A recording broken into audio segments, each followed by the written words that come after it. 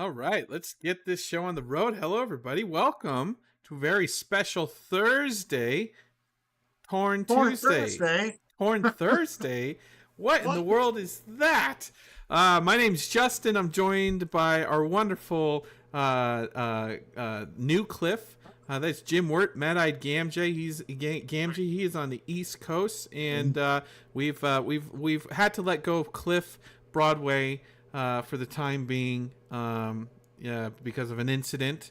But we wish him well. So, Jim, thank you for stepping up and being the permanent co-host. Oh, right. No, it would be a very temporary leave of absence for Brother Broadway. So yeah. We're only kidding. This is part two of Middle Earth March Madness 64 seed contest. If you don't know what March Madness is, it's a big thing that a lot of people engage in. I've seen some March Madness brackets for best lightsaber hilt. I've seen some best pop star hilts, best rap battles. Kendrick's gonna just win that. But March Madness is usually officially is a college basketball thing It started tournament. in earnest today, in fact. So Yeah, lots of people in the office were, in theory, doing work, but really secretly watching tournament games, I'm sure.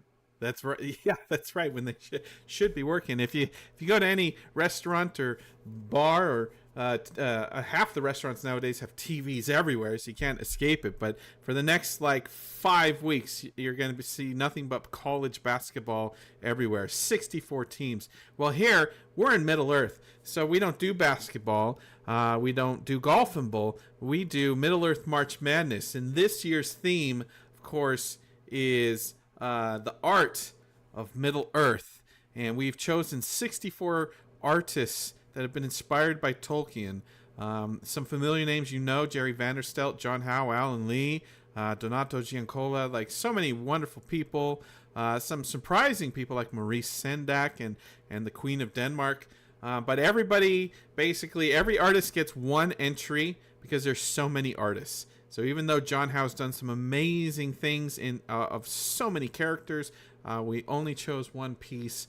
So every bracket is a matchup. It's like a one-on-one matchup, and we're asking you, the fans, to vote on every single bracket, all 64, and narrow it down to 32 before we jump into the next round. Voting is currently active. It's in the description on the video, and it will go until midnight Saturday night, so into Sunday. Is that Still correct? have time. You That's still have correct. you still have time. On when we launched this thing on Tuesday, we went so in depth because we're all nerds that we only had time to go through one of the 4 regional brackets. So today we're going to go through one or two of the other brackets, give you detailed descriptions, maybe explain why and how you can appreciate certain pieces of art in new ways that you didn't know before. And maybe we can power through all 3 brackets. Maybe we'll have to do another one on a live stream on Saturday. But yeah, let's take a look at the PowerPoint here. Let me see if I bring So it up Justin, here. did you vote yet? I have not voted. Okay. I have not voted. I mean, I didn't vote in November, and I'm not going to vote now. You know, Oh, all right. I'm Well, just I was curious. I was curious how you voted because that's always a big question. I'm just And kidding when we about start, that oh yeah, November thing. I made a fair choice. enough. Vote early and But it often. has nothing Yes. to do with the red shirt. This is a TWA shirt. I'm Ah, airline enthusiast, not the other red shirt thing that's going around, or right, red hat right. thing. I got you. I got you. All right, so we got our 4. Um, Yeah, so we can set this up a little bit with the regions. Again, as you said, we picked 64 artists. We could have probably picked 128 artists easily. And so, like you said, Justin, we picked a lot that were going to be familiar. Some that worked directly on the Lord of the Rings movies. What we did not do is pick art from the movies themselves. So the Bakshi films or the latest War of the Rohirrim films, and we didn't include the professor himself because that would seem unfair um, to the rest of the competition. So these are all inspired by, and it's just one piece. So we may have gotten a favorite one of yours, we may have missed it, and man, we would love to hear from folks on either this is my favorite for this particular artist, or we'd like to hear back on, this is a new, I've never seen this person before.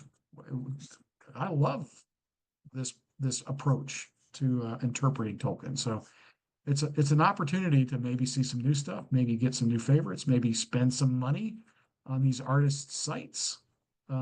We've tried to give links when you go through the voting pages where we have them so that you can find more of that particular artisan's work and maybe even go to their shop page if you'd like them. So That's right. And we made I mean, you, I did not do any of the work, but we made a conscious effort to avoid AI artists. We know that in our Facebook group and in a lot of comments, and we get served the same Lord of the Rings ads you guys do on Instagram and Facebook. And I can tell you, every day I'm exposed to really bad and really good AI Tolkien artwork. And all respect to computer programmers and kids that want to play in that realm, but it's AI artwork, and that's not really artwork. It's just not. So this is true artwork from human artists that have put pen to paper or digital pen to digital tablet to create their work, and all of it is fantastic. yeah. And you'll see that entire mix. We've got pen and ink, we've got charcoal kinds of approaches, we've got oil, we've got watercolor, we've got digital art included. We've got artists all the way back from the 60s up until the 2020s. So it's young and old, it's classic, all the way to new and fresh approaches to this stuff. So we're hoping it's going to be an exciting thing. And as we go through some of these pieces, yeah, we're looking forward to seeing what you guys think. So here are the four brackets that Justin's just put up. And I think we covered the groups and montage. Yeah, that's correct. We went through Section that on or region. Tuesday. So So we won't go back there, but I guess you get to choose. Like, where yeah. do you want to go to Why next? don't we just dive into the landscapes and environments? All right. There's a lot of cool stuff on this, and again, so we're going to have in each one of these regions, we've got 16 teams or eight matchups, just like the NCAA tournaments, and so that's a hard to read thing. We'll just dive into some of the pairings, and by all means, if you got thoughts, Justin's monitoring, so you can pass along any questions or comments that we're going to get Yeah, from I'm these. watching the chat room here. I see Durin and Adrian and TD Matthew. Thank you for being in our Discord, TD Matthew 1989, and I hope we didn't disappoint, but life got in the way and we couldn't stream this yesterday. But here we are, and we wanted to show some great art and talk about it, and maybe open your eyes and open your mind to ways of appreciating different styles of art that maybe you wouldn't normally do. So, I guess let's jump into the first bracket and the first contest that we're asking you to vote on: Okay. landscapes, downfall of Numenor versus the fall of Turgon's Tower. This is Now, yeah. interesting.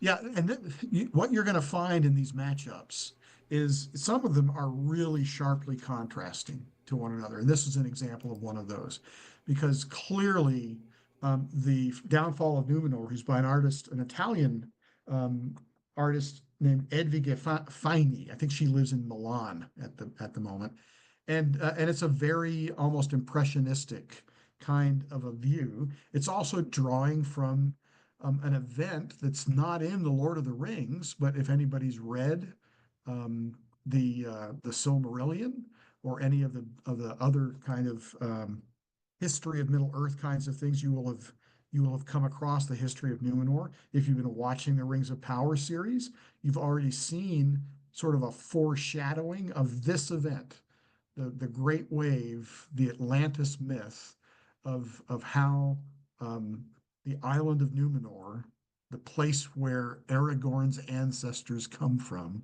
is completely overwhelmed by a giant wave of judgment from the Valar. Um, we don't need to get into that backstory, but what I think Yeah, was cool about this, spoilers for spoilers, a future season of Rings of Power. We're not trying not yeah. to Although spoil anything for you. they've already spoiled themselves on that one, at least in dreams or Palantir Well, scenes. there's There's some many pushing up. reasons to vote. You can vote for your if you like the art style, but or if you just like the topic at hand. We don't care how you vote. Everybody has a personal reason to vote. One of Oh, the reasons I'd ask if you voted yet, because I was curious about what your personal reason was when Green Dragon and I were thinking about this stuff. Oh, there's Josh. Hey, Josh. Well, and there's Green Dragon. We're pulling them all in. Yeah. So when Kirsten and I were talking about all of these pieces of art, our determining factor was, well, what do we want on our living room wall? Or in Josh's case, what do I want as my backdrop to all of my um, Zoom meetings? That's right. It needs to be something pretty impressive to There you go. top this one. No, I voted for Downfall of Numenor. Uh, I like the composition of it. I actually didn't even notice the face in the background until you were talking about it just a second Yep. ago. But Yeah. I like the composition of it. I like the colors. Um, it feels sad. Right. Well, and it's deeply embedded. I mean, it goes all the way back to like Tolkien's own dream of the Great Wave. I mean, maybe And that doesn't make sense, yeah, but it feels sad. I yeah, mean, and I don't mean that like, I mean, it doesn't make me want to cry or necessarily anything, yeah, but there's a sadness to it, I guess. yeah, Maybe it's like, yeah. So again, a wonderful, relatively contemporary Italian artist has put together, almost a Greek feeling sort of a piece with muted colors. And that's up against and contrasting Tom Lobach's piece, which is The Fall of Turgon's yeah, Tower. this one is a classic. And when you think of art and painting, I mean, this is as classic as it gets. It just looks like a painting that's hung on the wall, it's up against this kind of like medieval / pop art style. Yeah, with although with it's yeah. Go ahead. Lobach he was born in 1949, died in 2015. It's a fascinating person because he's not only an artist, but as you can kind of tell at the bottom of this piece, he was also a linguist. He studied Tolkien's Tengwar, Sindarin Quenya kinds of texts extensively, and has integrated that knowledge into this piece as well. You'll see other artists that will do similar things. Jay Johnstone is one of those who's also in a later region if we get to him. But this is a fascinating piece. It's very stylized, but it's wonderfully complex. If you go in and zoom into it, you're going to find Balrogs and orcs and dragons and elves of varying allegiances or varying houses. So it's actually this is a kind of piece that rewards a lot of detailed examination Yeah, versus well, question from this piece should win this category just simply because it has Balrogs. I mean, and, that's always there a, is- that's question always from a, the chat room. What that's does always the a, text say at the bottom? I have not had a chance to get that translation. Sorry, and it's a lot of text. So that's a worthy, grab a screenshot of it, somebody, and get to translating because I'm sure it means something. If it is a black speech, do not say it aloud, and you know That's what? right. Just say we're not supposed to speak it because we don't know. Like, I appreciate this, and again, you can see the high res artworks on the link in the description where you can vote on all these, and we've tried to link two things as much as possible, and you can save, click and save the JPEGs and zoom in on them. But I like this because it's very stylized. And again, this is a piece from 2007. How difficult is it to make Tolkien art post Peter Jackson, where that style from the movies and the artworks of John Howe and Alan Lee and everybody at Weta Workshop has just influenced so many of our imaginations. Like, it's hard to think of anything creative. Which is another great reason why we really tried hard to get a broad cross section. Because for exactly that kind of dynamic, it's sometimes it's easy to get into a sort of a rut that says, well, obviously this is the way Middle Earth looks, and it's really not obvious. And if you look across the decades at different interpretations, if you go back to Core Block or Margareta II, Queen of Denmark, they're going to have really different visions of what Middle Earth looks like versus what Alan Lee and what John Howe, and even he was invited to the party but had other complications. Ted Matsmith are going to have a more contemporary view. When I was growing up, it was all about the Hildebrandt brothers. That was Tolkien. But for others, it might be Jerry Vanderstelt and his interpretations of how. Well, I think that's the thing, is that I think the art was one of the things I like that we did, or in this process, and I don't claim to be really much part of it other than reading the emails and listening to people smarter than me. Is that I think everybody did a good job that was chiming in and doing stuff of showing the art over the years that represents Middle Earth. I mean, for me, I came into it through the movies, as I've said before, but there's a lot of people that came to it well before that, and I think it's cool that we show the different versions, even if it's not my particular cup of tea. Like the fall of Turgon's Tower here. That's not my style of art. I don't particularly care for it much, but I know there are people that are. I think that's the thing that I think is neat, is that we have a bunch of art that shows, Middle Earth over the years, not just through the last 25, which the last 25 are very important to me as a fan because that's where I came into it from. But I also, understand that the art before that was pretty cool too for everybody, and I think that's pretty cool that we're showcasing all of it. Let me ask you this, guys. If I told you that this was actually a woven tapestry, would you appreciate that art more? Well, I was just going to say, Justin, I think different pieces of art serve different purposes, and that's like kind of what you're talking about here.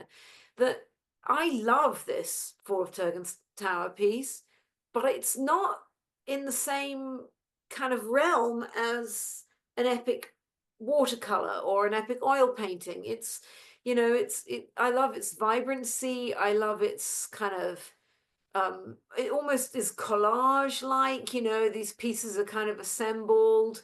It has a mosaic type feel to it, or as you say, a tapestry, and I love that. I think it's a very different vibe. It's not trying to be realistic in any way. I think it's a really cool piece, but I also think it's in a way, and given that I helped to decide this, I shouldn't really say this, but in a way it's unfairly paired here, but it's also very intriguingly paired here.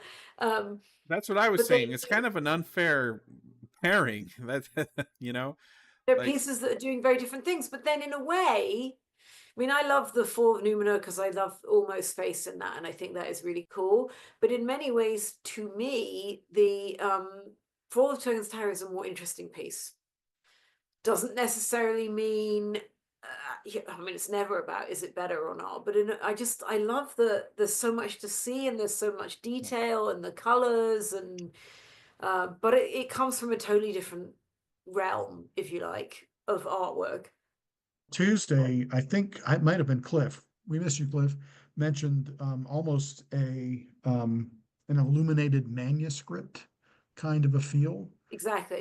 For this, and if you know Book of Kells or those other classic illuminated manuscripts, there's so much going on in service to the text, in service to the backstory, in complexity of detail. But also, it makes me think of how in medieval times, churches would have great murals painted on the walls, that some of which in more recent years have been discovered because they're often whitewashed over in Victorian times, and then they've been rediscovered, cleaning walls, and the whitewash comes off and you find the paint behind.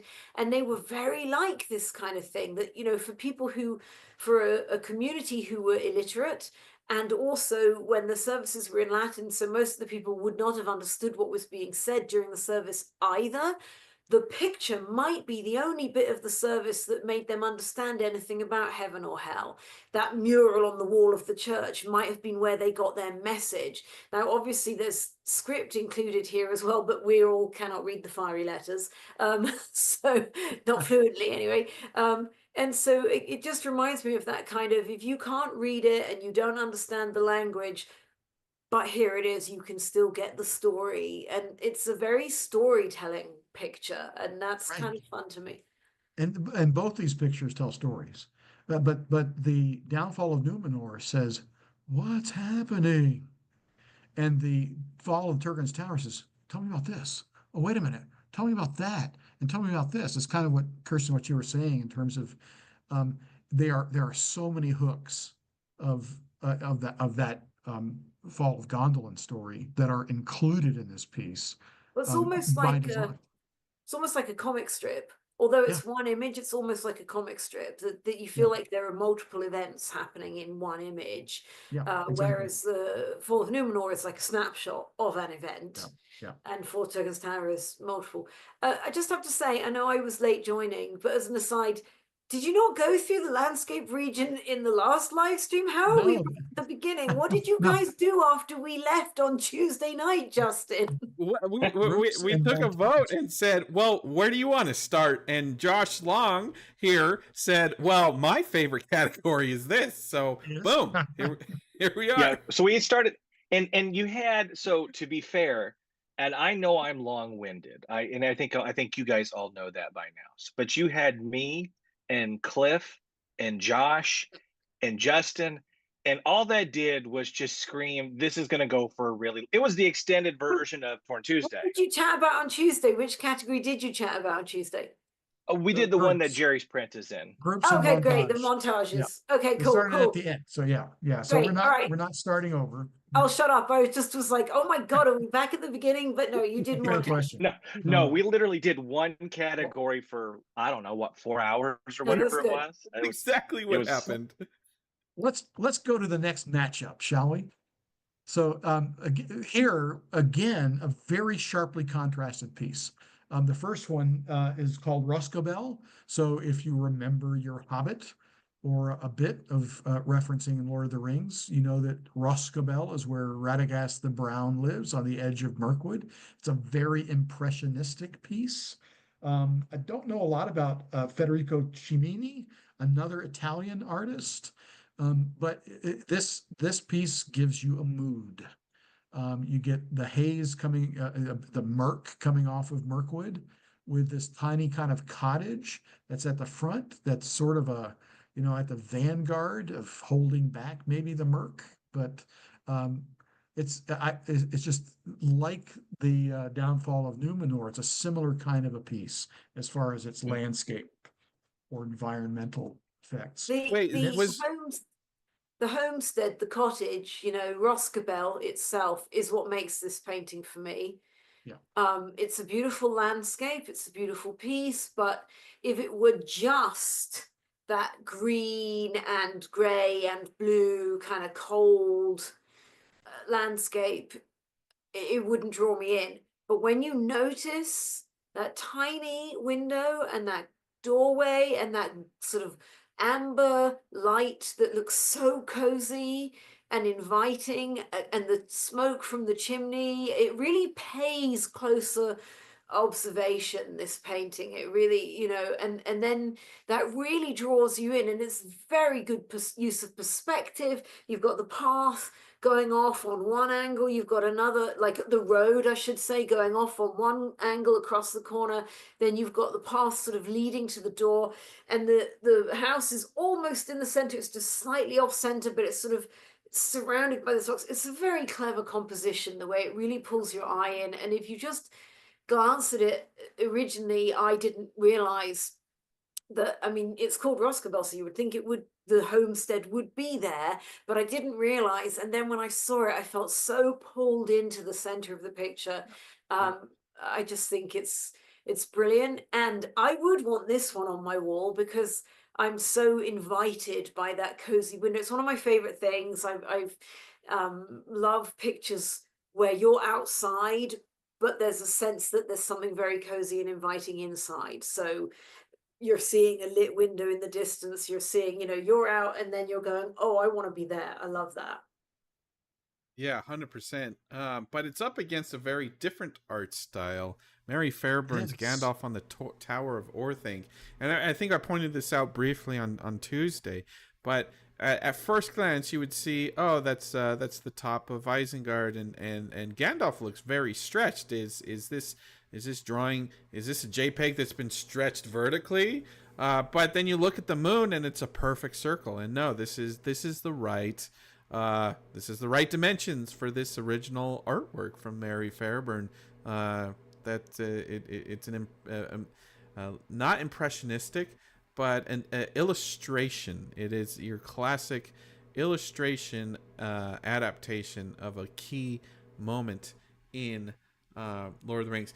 So the question I have for you guys is, since this is under the landscape category, should people consider the landscape more heavily than other things in the picture? Well, we put it here, and that's another good reminder that we could have placed some of these artworks in different regions. And so some of that was just a choice that we made. And we needed 16 in each one. So you could argue, well, maybe that should be in the portraits category. It's very scenic. Yeah. And perhaps if we used the word landscape, if we'd used the word scenery, yeah, it's very scenic, and yeah, it's not really a landscape as such, but the whole set design, as it were, of this piece is really cool. I love it feels very Art Nouveau with the kind of swirls in the clouds. I think I said this on Tuesday, but and even the way that the Gandalf figure, the perspective is weird. Like Gandalf looks too big for the eagle, really. But I love this kind of long figure, which also feels very arts and craft movement, very early 20th century, the sort of Art Nouveau, the arts and crafts, that, the draped sleeve, that it has a real, very particular feel to it. And the way that the clouds and the building and the moon that you pointed out, Justin, and everything are used, it is very much a sort of scenic piece. And for me, that's why it deserves to be in landscape. Although, yeah, you're not particularly seeing land, but you're very much seeing scenery. It's a design where the figures are purposefully placed in a scene. The focus, in a way, isn't the figure, in the same way that in the Roscabel, the focus isn't the house, it's the scenery surrounding the house. So that there's a similarity there, although they're two very, very different pieces. Can I tell you a little bit about Mary Fairbairn? Yeah. Mary Fairbairn is I think she's still alive. She's born in 1933. She's British. She's an English artist. And she did this series of mostly kind of pen and ink, this kind of illustrations out of the Lord of the Rings, and then she sent them to Tolkien. So Tolkien and Mary Fairbairn actually corresponded, and he wrote her back and said that he thought that her pictures were splendid. Let me see if I can find the quote.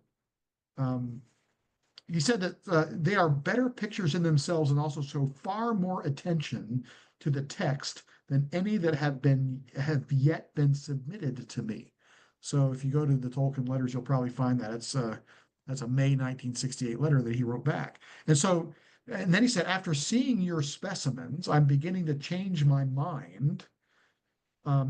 That's about having illustrations in Lord of the Rings, and think that an illustrated edition might be a good thing.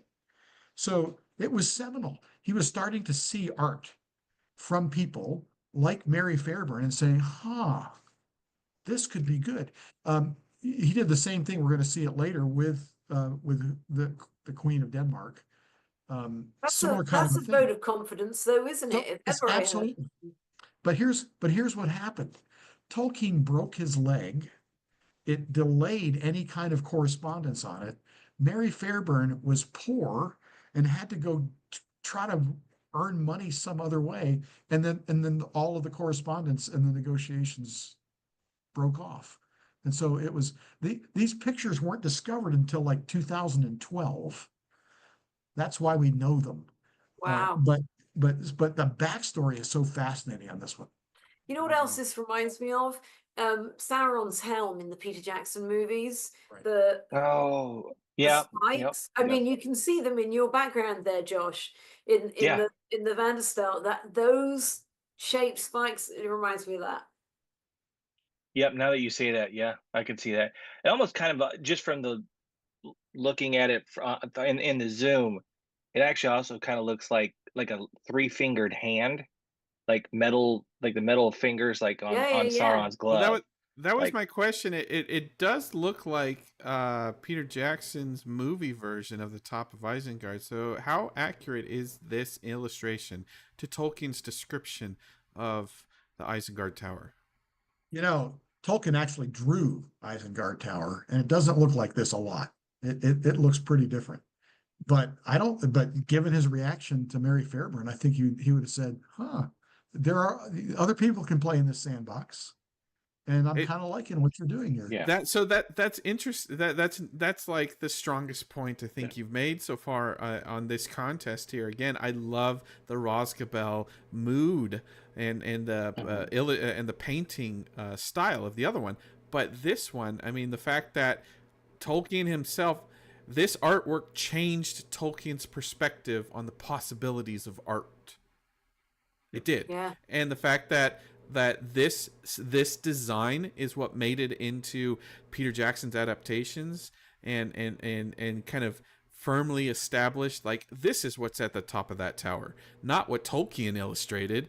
And Tolkien seemed to engage with that. It's funny, the chat room says, you know what this looks like? This was made in 68. 3 years later, Led Zeppelin, who are also fans of Lord of the Rings, Led Zeppelin 4 album had an inside gatefold piece of art that looked like this. Yep. Yeah. There you go. So there's Again, something. it's that Art Nouveau style that was very popular in the psychedelic late 60s, early 70s. That the line drawings, the harking back to arts and craft, William Morris, this kind of thing in this psychedelic version of it was a big trend then. Well, if Tolkien loved this, then I love this, and this is who I'm voting for. Okay. But all right, moving on. But remember, Kirsten wants Roscabel on her wall, so good luck. All right, next contest. Next. What do we got here? We've got a really good friend of the One Ring and Donato Giancolo. And if you voted early on this particular piece, we have replaced a close-up shot with the actual full artwork now. So what you're seeing here is the full piece, the entire wall of Moria, and these wonderful trees. And then as you zoom in, this beautiful detail that Donato has included of Gandalf and the Fellowship before the walls, and Gandalf trying to figure out speak, friend, and enter, and he hasn't yet. And the rest of Oh, the look at Fellowship that. logo. Well, there you go. Beautiful. Yeah, same idea. Beautiful. Donato's work, I mean, I'm a huge fan. I'm biased because I'm also a huge fan of Donato as a human being. He's a wonderful, wonderful guy. I love how epic his work is. And it's not always, sometimes he does these huge landscapes, and sometimes he does details of a hand reaching out for another hand. I mean, but his paintings feel very classic Renaissance. Yeah. They would not be out of place hanging on a wall in an art gallery in Venice. You know, that they really, you really feel like you're looking at the work of the great masters. Yeah, in fact, he lists a lot in his bio. He talks about Van Eyck, Caravaggio, Vermeer, Mondrian, Rembrandt, Rubens, Yeah, and Tiffany. you So very much see that in yeah, his work. I know that he's, you know, not in this piece, but hands are a big thing for him, and he does a lot of work where he's really looking at hands. And but I also, what I love about this is he has stayed true to Tolkien's rendition of the doors. And I like seeing other versions too. We had our own mug that we collaborated with OSHA on for the anniversary last year of Torn, for our silver anniversary, and OSHA had rendered their own version of the doors of Durin, which I thought was great. But I love that this painting is 100% Donato's vision, but in there, right in the core, in the middle of the painting there, is Tolkien's version of the Doors of Durin. And yeah, I just think it's stunning. Love it. I went voted when when it went up the other day and everything. I voted for the Wall of Moria. To me, I like that it feels like Middle Earth. Like it feels like that moment, whether or not you're reading from the book, whether or not, and to be honest with you, feels like it could feel like it came straight from the film too. I mean, it just feels where it touches both of those.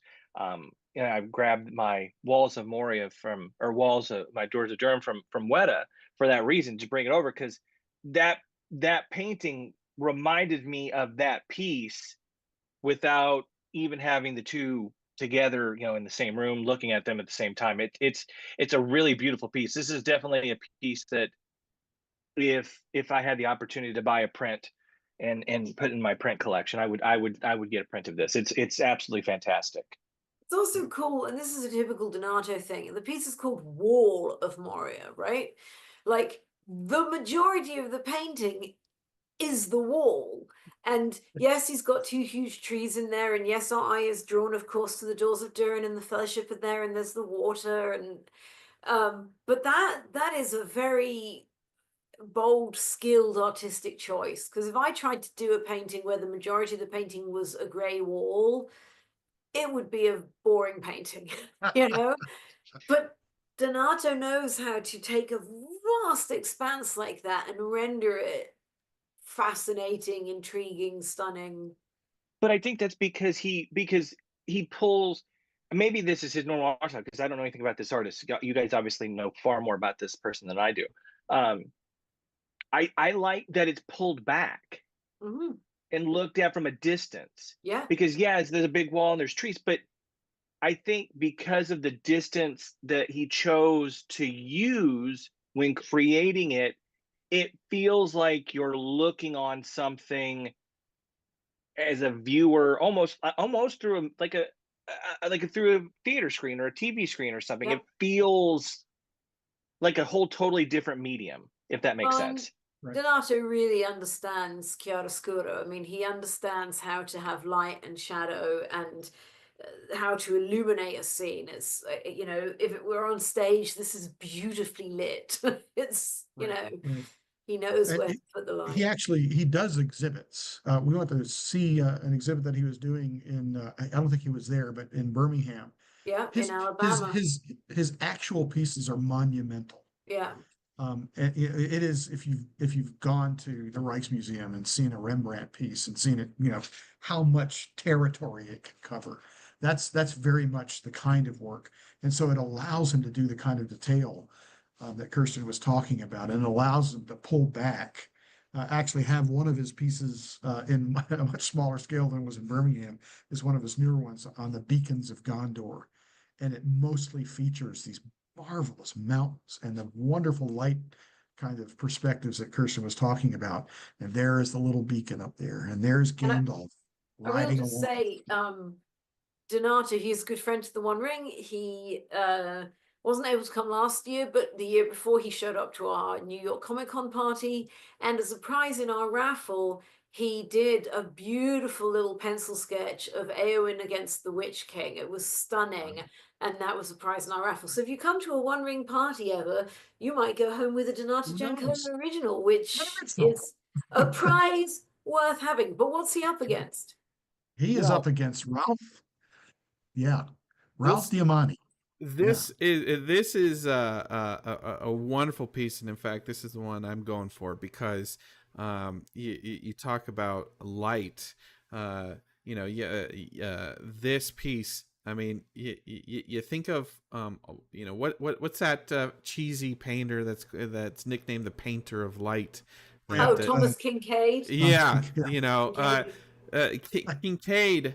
This is like a fantasy version of a Kincaid painting because it is a snowy landscape, but it's punctuated with just the warmest bright lights, and those are even the torches down at the bottom. Like it's so dark and moody, but then the brightness of the orange and the yellow pops as if they are lit off of the canvas itself, and that's what Thomas Kincaid is famous for. It's like, for somehow his windows and his lights and his fires seem to like pop off the canvas. It looks like it's actually on fire. This is doing the same thing, and that's what I love about this. Of course, this is topical because War of the Rohirrim documents the one of the major battles of the Deep, and the naming of Helm's Deep, and the history of Helm Hammerhand himself. So the fact that we just got the movie that no one thought we'd ever get, and it just came out on streaming a couple weeks ago, and we've got copies of War of the Rohirrim to give away, and we're not going to do it today, but we've got 20 copies to give away, and we've got some fun ways to do it. I think we're going to start doing it next week, but I want this to survive the Donato challenge because it's topical. I love the movie. I love the story of Helm's Deep. It reminds me of Thomas Kincaid, and this is one my mom would put on her wall if I gave it to her. I do love this too. I don't think it's snowy, by the way, but what's interesting, the way the light is reflecting on this sort of cool blue ground. Obviously we know where it is, but it's fascinating to me the way the Uruk-hai and the orcs sort of crashing up against the wall there. It almost looks like waves. There's almost this sense of them being beleaguered in a stormy sea. So I do think it's very cool. I also wonder what the other light is on the far right of the canvas as you look at it. Obviously you've got the light of the stronghold and on the walls, but then there's a light like peeping around a mountain edge. Is it, I don't know what that is. Is it more troops coming? Is it meant to be the dawn? I don't think that's Foreshadowing of dawn, east. yeah. So it's an intriguing painting, but I have to say I'm rooting for Donato's painting, but this is a very, very cool piece. Yes, this is two really good paintings going against each other, to be honest with you. I mean, two that could very easily win a matchup if they were against something else and both move on. Sorry, we made it hard for you this year. I know.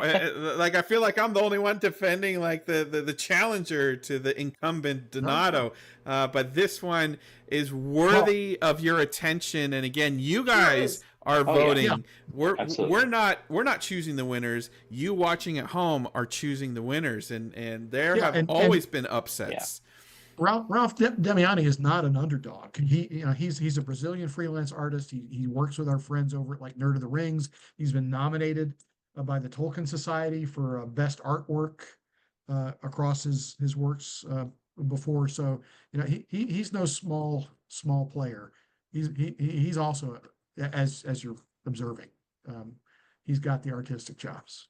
Yeah, and yeah, the chat room is pointing out that, you know, if you look up close again when you go to the voting page, you can look close at the artwork. You can see the raindrops, and it's not just like one. It's not just one direction of raindrops. You can see to the point of like it looks like waves of rain. You know, some are going this way, some are going this way, some are being curved around, kind of like like you said, the ocean waves of orcs coming into the battleground. Like it does there's a storm in the sky as well. The execution on this is incredible, and you know it's a daunting task as an illustrator, as a painter, to think of how do you ever paint a war scene with thousands and thousands of figures, and you know, on both sides.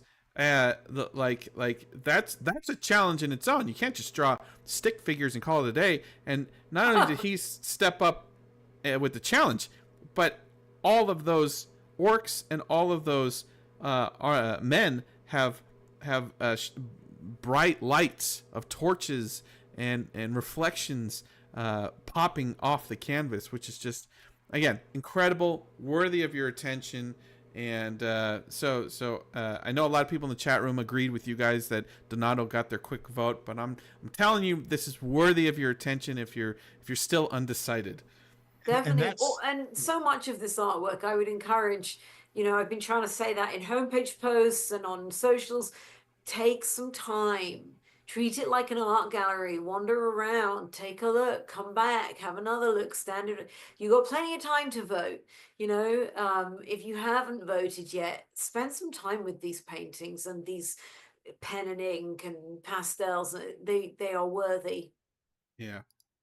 Next They're matchup. all, yeah, yeah. That's it. We said on Tuesday there are no deadbeat pieces of art in No this thing. slouches. No slouches. Well, No, so this is my first deadbeat piece of art, and I will tell you why. Because she never read the books when she painted that artwork on the left, the wilderness of Middle Earth. Let's look at it. Yeah, yeah. So Barbara, Barbara Remington Let's see had to be in this contest, especially for those of us who grew up reading The Lord of the Rings in a paperback Ballantine book in the 70s. An official paperback. It's official, and it had Tolkien's endorsement on the back. This is an example of an artist that confused, at least, Tolkien. He could not figure out.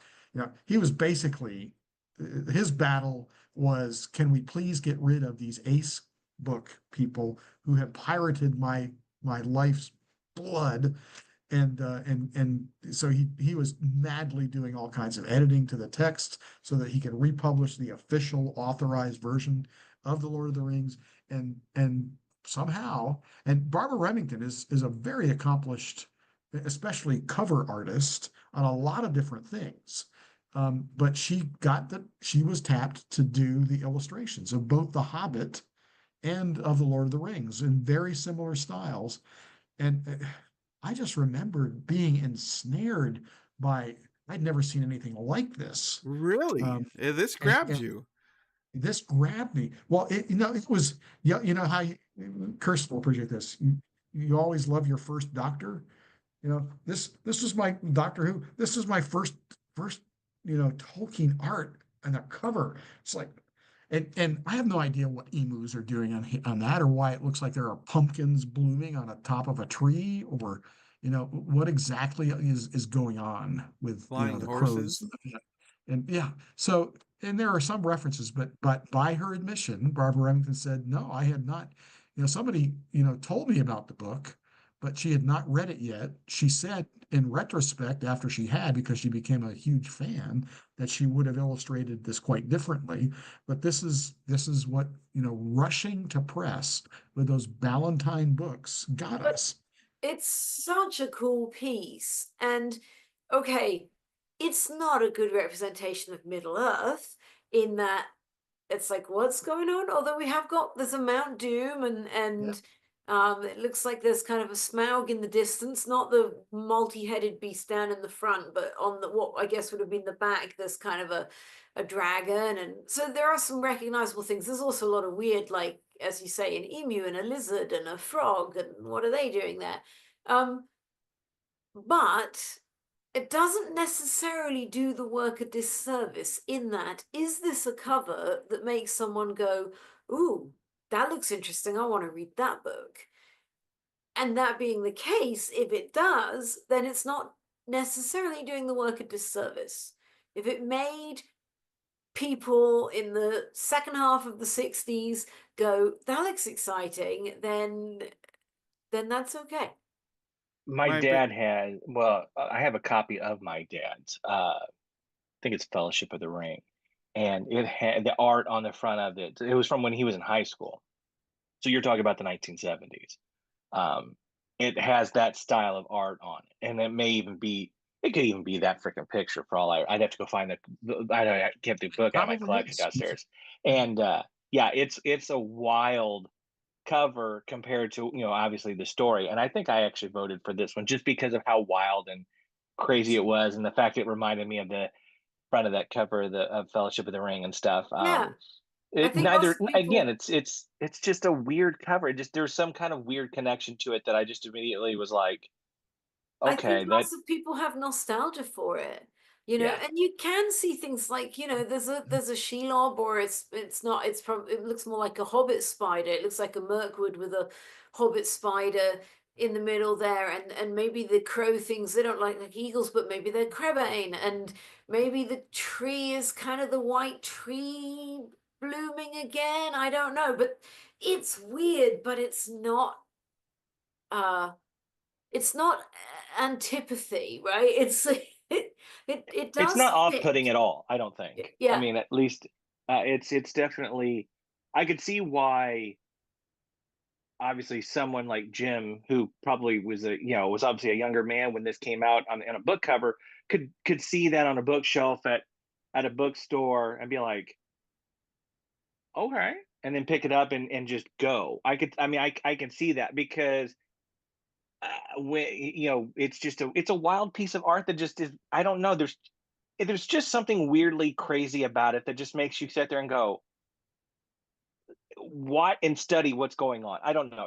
I don't know. Maybe that none of It's that makes sense. It's inviting. just It's yeah. definitely It's inviting. wild.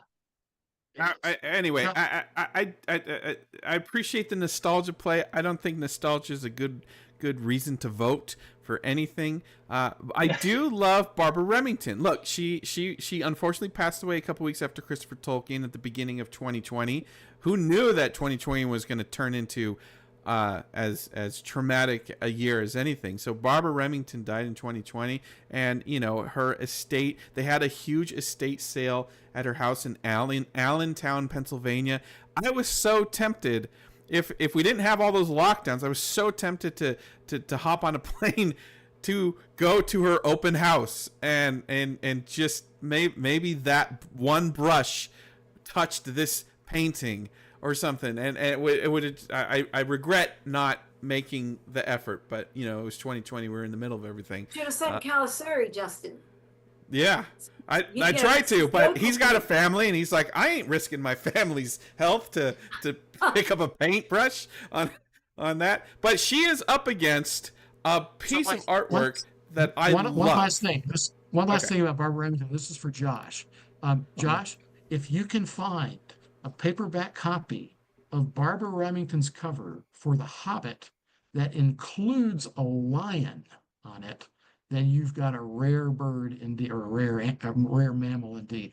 Because the first version wow. of that Hobbit cover had, I don't know if it was Aslan or what it was, but it had a lion, which was later I've got removed. I've got a paperback copy. Ironically, the There you go. Hobbit copy, it was my mom's from when Yeah. she was in high school. But I don't think it has a lion on it. There you But go. ironically, Look. both of those paperback copies were the what versions I read the first time I actually read the books. Let's A talk about the long time Queen. ago now. Let's talk about the Queen. Well, this is where my vote goes for. And so tell us a little bit about this artwork and first and the history of it. Yeah. So, well, you kind of have to go in understanding that Margareta II was of the royal family, but she was also this huge, in Denmark, also a huge Tolkien fan. And like an earlier piece that we saw that Mary Fairburn ended sending into Tolkien, this was similar. She was going under a pseudonym at the time, which was a mashup of her Marguerite. That's an anagram for Grathman, and then her first three royal names are how you get the Imgehild. Um, but as with Tolkien, as with Mary Fairburn, she sent Tolkien copies of his work like this one. If you have seen Tolkien's versions, especially when he's doing this kind of line pen and ink or kind of work, you might remember his scene out of the Hobbit with the trolls in the forest, or you might remember the Misty Mountain scene that he has done, where it's very topographical, it's very line oriented, and a lot of swirls and changing direction. And so texture wise, this particular piece of Minas Morgul is very much in that same kind of a feel, that same kind of a style. It struck Tolkien when she sent these illustrations to him in the early 70s as very much in keeping with his own work. This is I believe Tolkien's drawing that you referenced of the trolls. Yeah, so you can see the one-to-one relation of inspiration from Tolkien's own drawing to the Queen of Denmark. But this also reminds me of Christopher Tolkien's maps, because the lines that create the landscape here very much look like topographical lines on a map. Right. And I really like that. This piece also looks like a lino cut, which I love. I'm a big fan of lino cuts, and it's not, but it looks like this could have been carved as a lino cut and then prints made from that lino cut. So I love the feel of that. And we're talking about a current living artist, Queen Marguerite. She abdicated the throne just last year, maybe to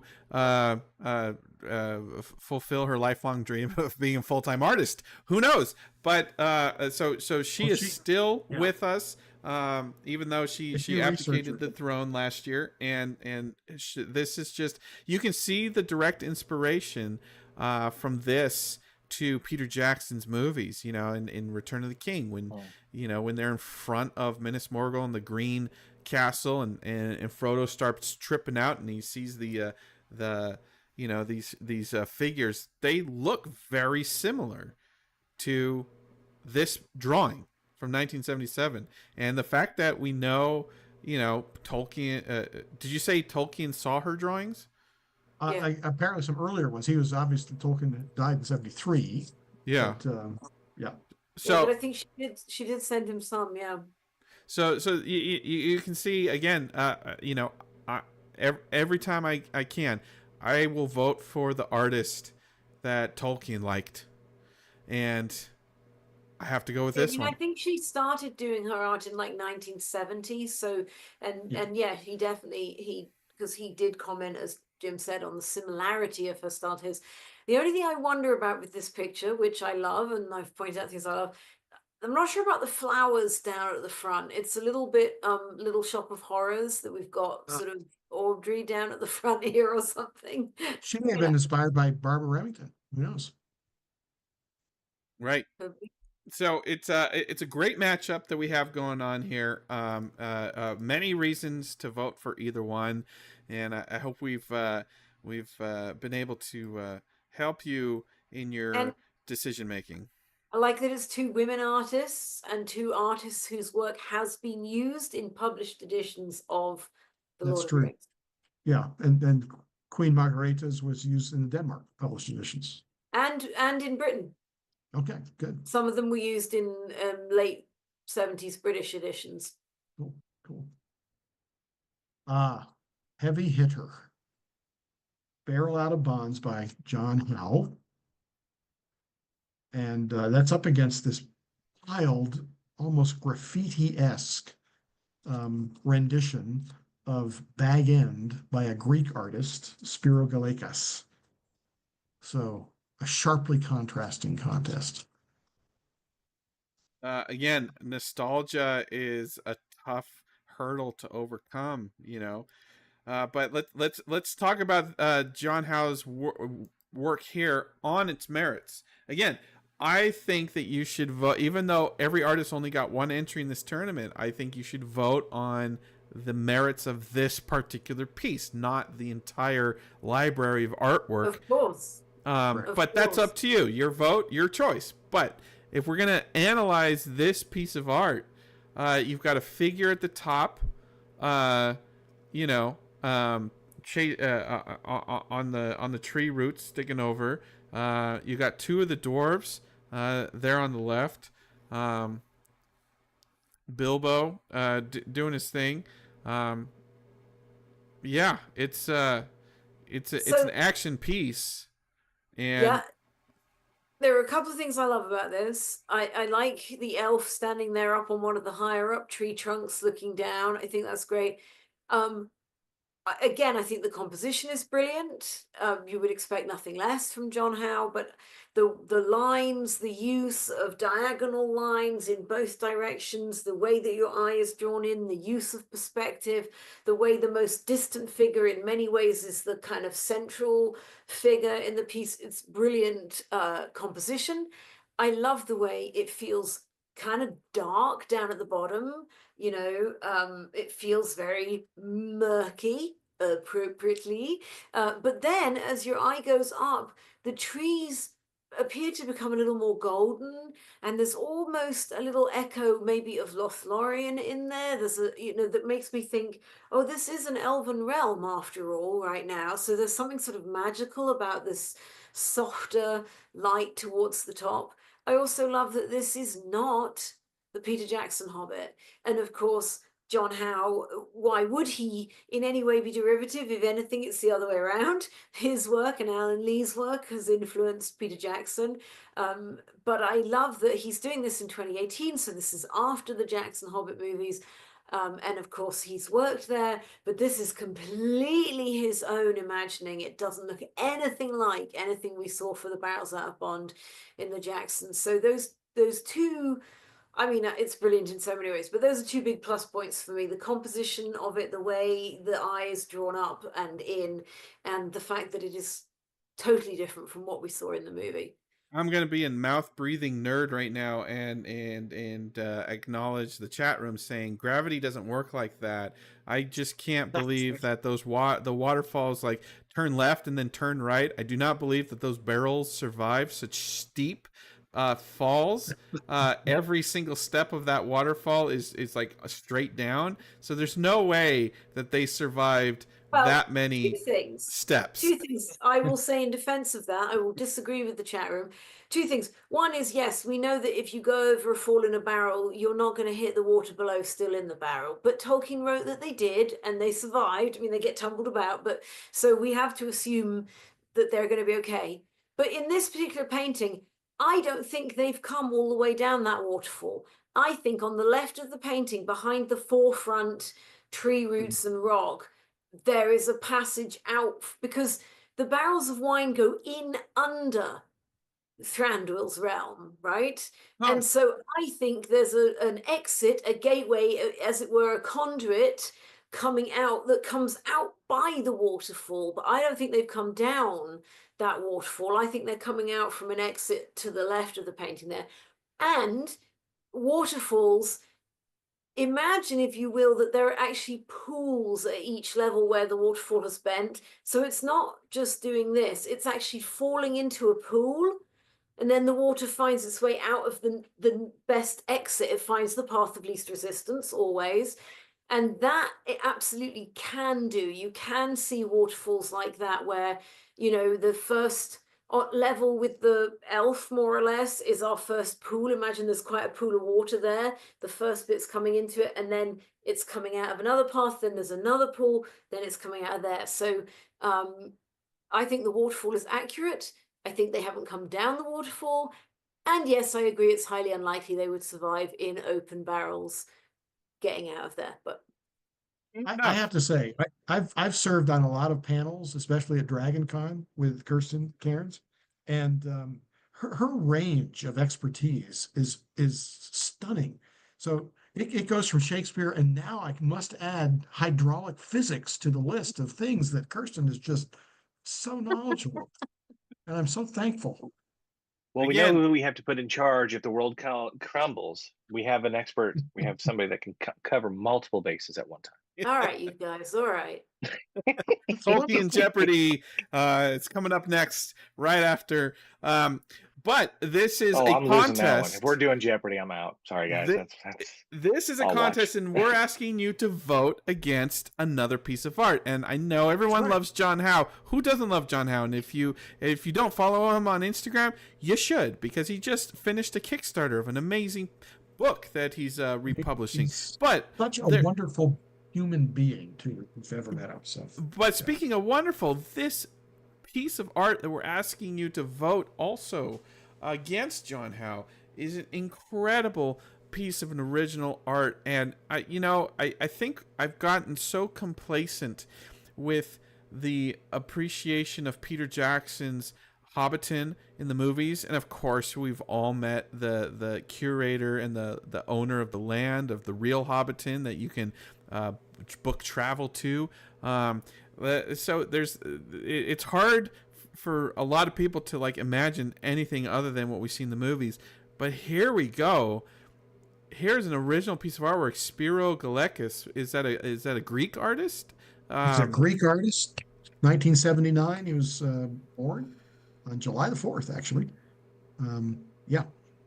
And it's just, there's so much imagination and power and mood. We've in this contest so far, we've talked a lot about mood. From the Radagast Roscobel, to the Doors of Durin. A lot of pieces here are just about mood. This is mood, and I just love the contrast of colors. You wouldn't think you wouldn't think to use dark like a black or dark ink when you're talking about a tree in Hobbiton, because you're just thinking, oh, this is the happiest place in the world where I want to live. But it works here, and it's so it's powerful. because the brightness of it. I really liked this one. This is the one that I voted for, and I love John Howe and all that kind of thing. It's that's a wonderful piece. But this one hit me because I think the brightness of it felt hobbity. It actually felt like it could be a wonderful representation of what we saw in Peter Jackson's films. I could take this piece, get it framed, put it behind Weta Workshop's bag end piece, either their smaller one or the bigger one that they did here just a few years ago, and it would look absolutely wonderful with that. It's a really brilliant piece. I love the color. I don't know. Sometimes I'm clearly not an art person, as you can tell. I just love the brightness of it. The tree it's cool. It's a cool dynamic from it, but it feels Hobbiton.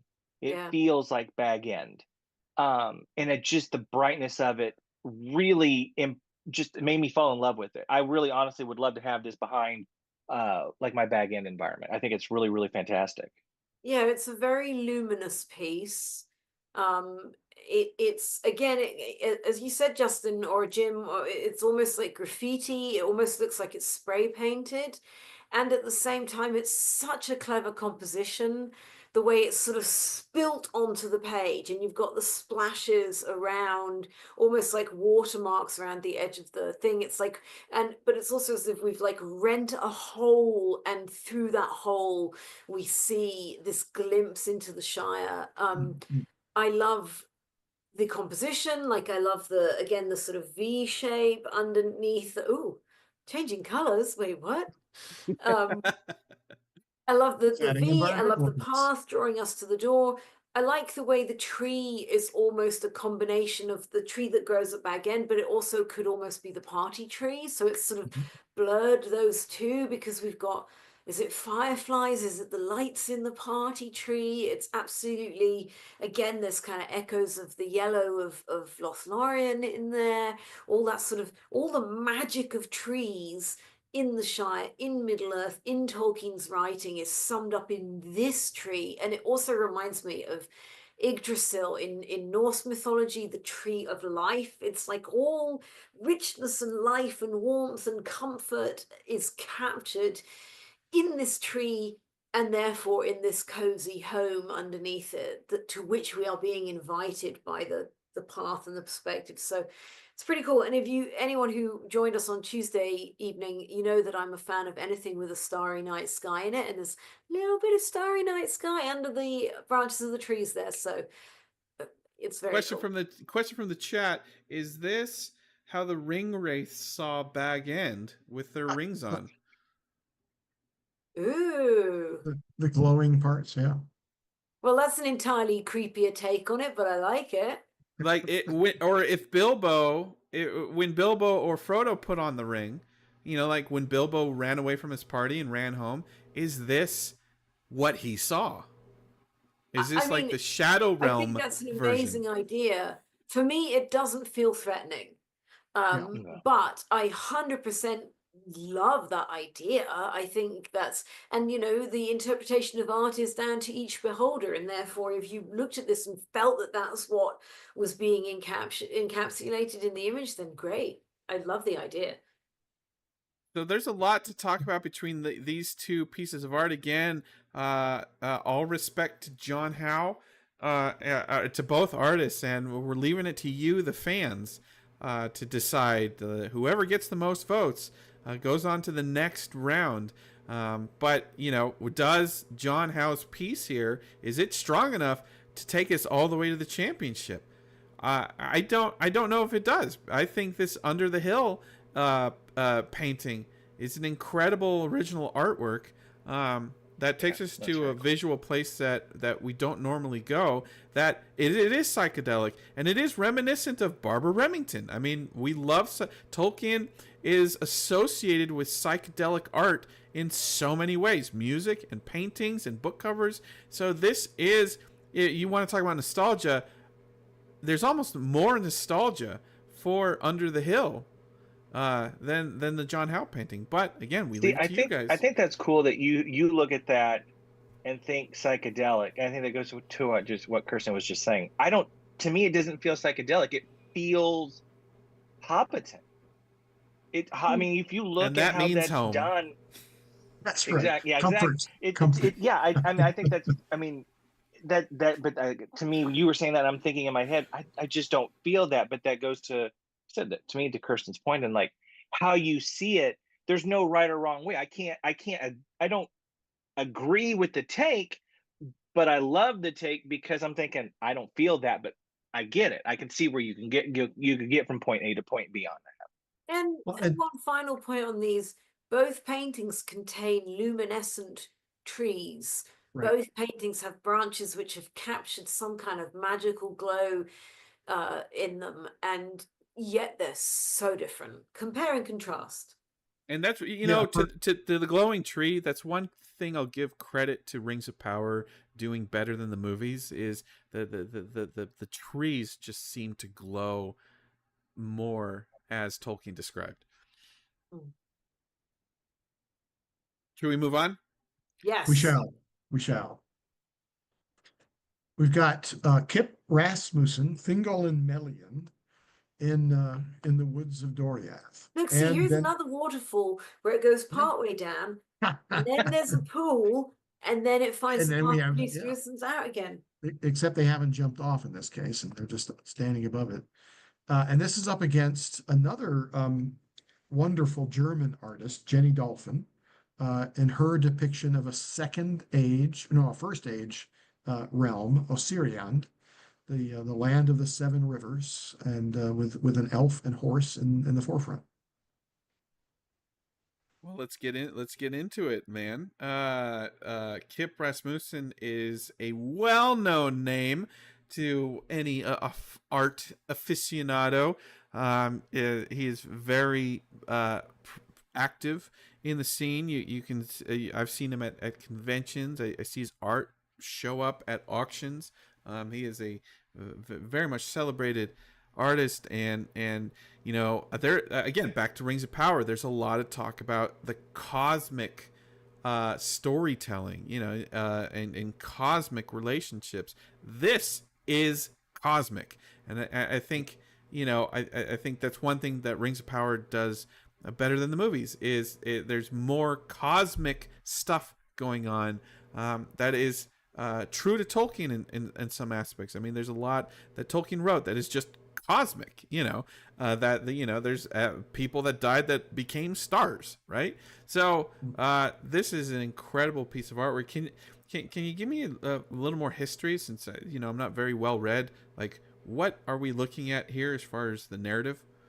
So Thingol was one of the three elves that was heading to the Undying Lands, and he fell asleep and stayed behind, and formed a kingdom called in the woodlands of Doriath. Menegroth was the name of his kingdom, and he married a Maiar. That would be someone on the same level as a Gandalf would be. So he's not married to an elf; he's married to, you know, sort of a demigod in the Tolkien legendarium, and they end up having children.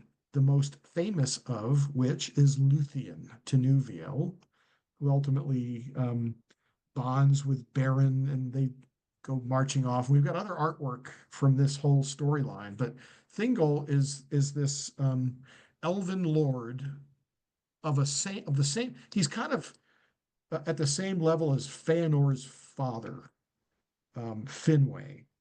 And so a really important, powerful proto-elf, you know, waking up on the shores of Lake, was it Canuviel? I forget how to pronounce it, but so an early elf, living in a protected woodlands. It's protected by Melian, the Maiar, with the girdle of Melian. And so in some ways that's being captured in this image, because it's it's a close image. It's a vibrant, glowing image. It's an image, for me, it projects a kind of safety, as well as, you know, sort of an image of affection between Thingol and Melian. And this was a long-standing realm. It was preserved and protected against many of the evils of Melkor or Morgoth, because of the power of Melian to protect that land until it wasn't by betrayal. So The chat room says they can feel time standing still with this. that would absolutely be consistent with the Thingol story. He kind of fell asleep and time stood still for millennia. Huh. I like that. It's almost like the water has stopped flowing for a moment in this painting, you know, that this moment between the two of them has just I'd put this above my bed. You know, there's something about this painting, for all that I'm a huge fan of Starry Skies, and this is an epic Starry Sky. There's something I find disquieting about this piece, and that is not, I'm sure, Rasmussen's goal, but I don't know. It's like the trees look so unlike trees that I am used to seeing. Even the sort of strange roundedness of the rocks, it doesn't feel like a realm that I recognize at all. It almost feels, and obviously, you know, it is first age, and it probably shouldn't feel like a realm we recognize, but it almost feels kind of sci-fi to me. I get what you're saying with that, but instead of going sci-fi, to me, the rocks and the trees look primordial, especially that tree in the bottom left corner in the foreground. You see trees like that in like the forests of China, the unexplored regions where there's giant there's big foliage and big trees like that have these amazing shapes because there's been no human contact in that area for until recently. And so everything, and the rocks look young.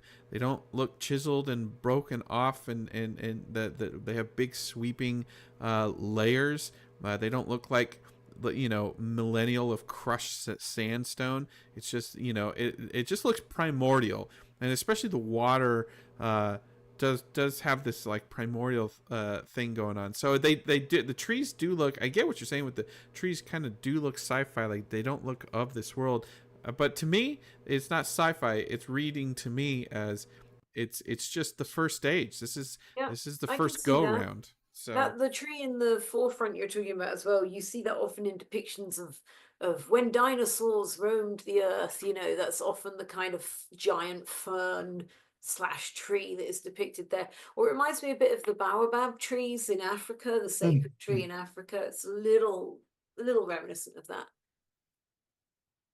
And we're up against and we're up against, man, again, this is such a good feeling. This is such good vibes on this painting, and against technical mastery of Jenny Dolphin. Just the work. The thing to appreciate here is just the technical illustration going on. I mean, you can see every fold in the pant leg.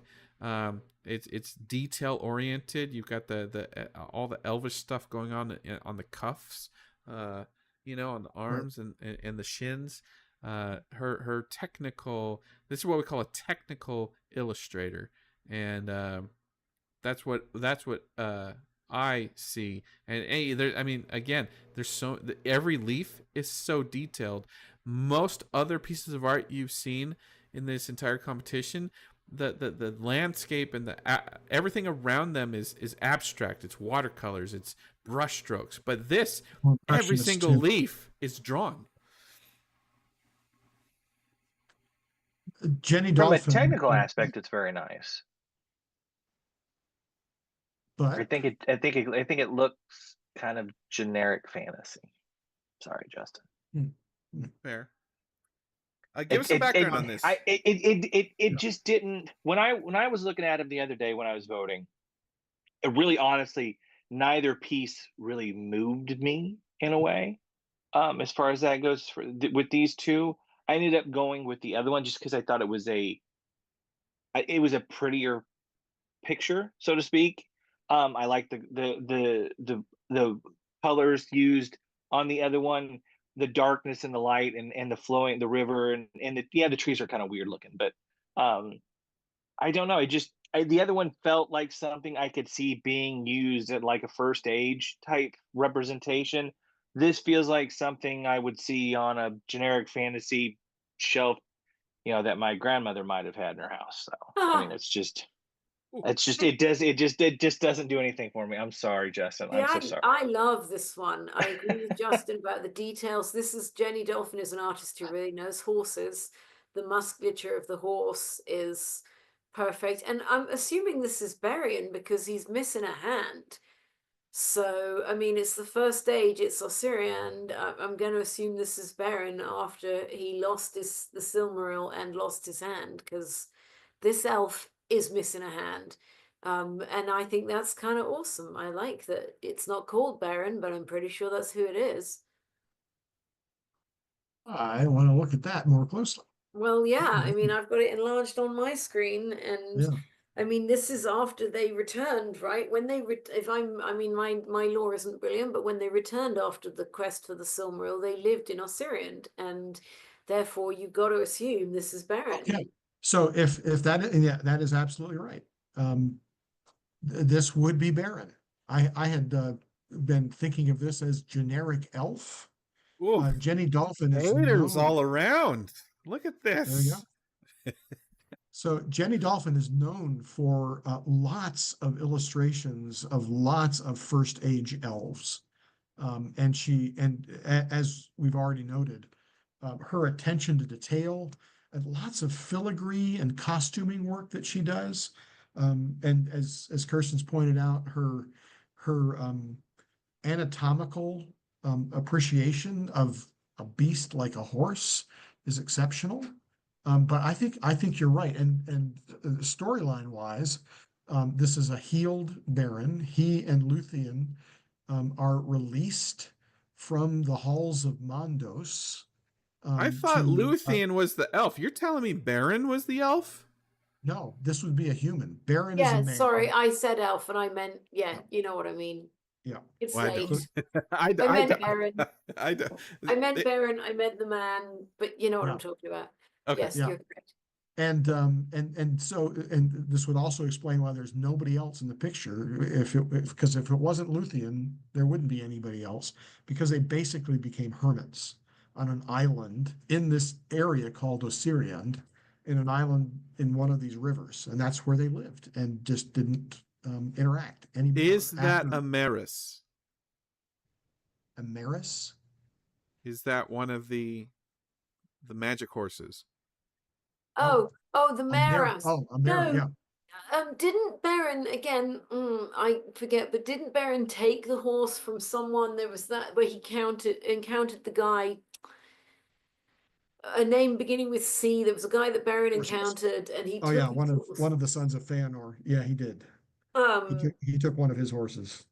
Curafin, something like Could that. be, yeah. Anyway, yeah, Baron took the horse from a guy that he encountered and I assume that's this horse, but I don't remember if the horse had a particular name. But it wouldn't. I don't think it would be one of the Meras. Right, right.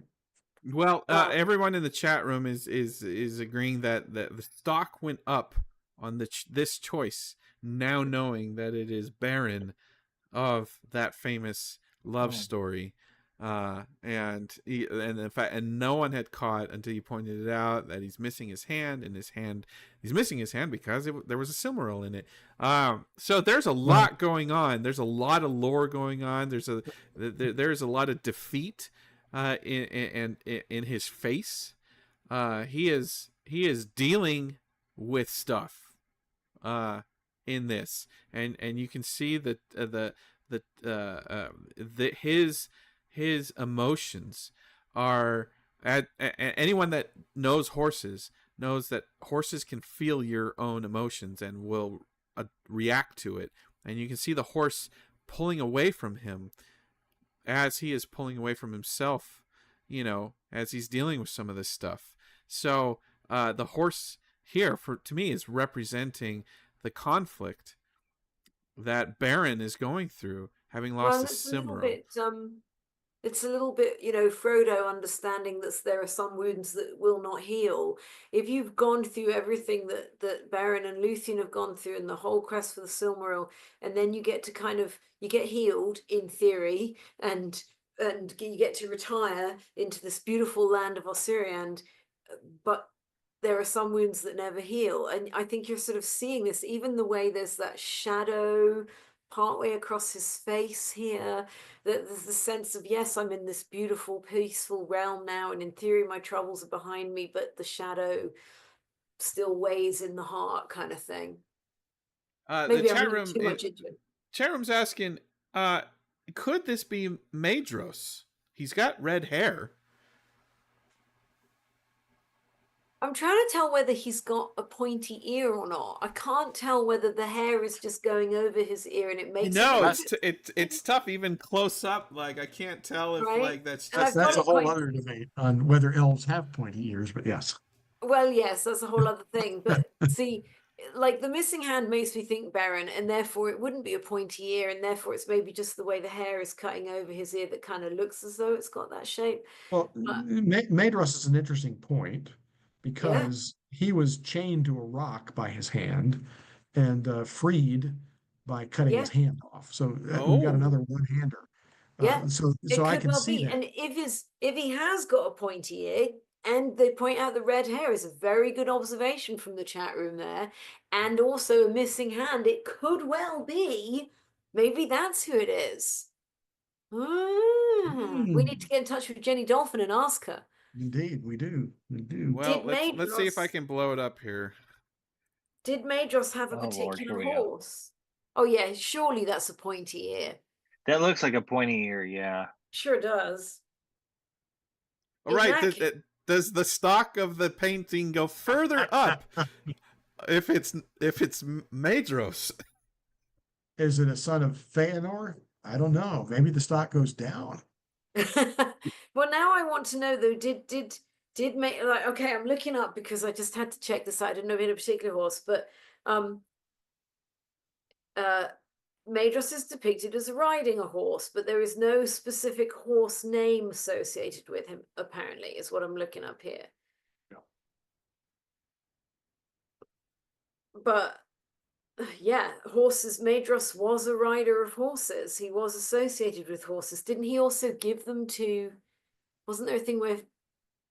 Well, let's good call on the chat. They said go Yeah, to well Tolkien, done, chat guys. go to Tolkien Gateway and look up Maedros, and boy, would you look at that.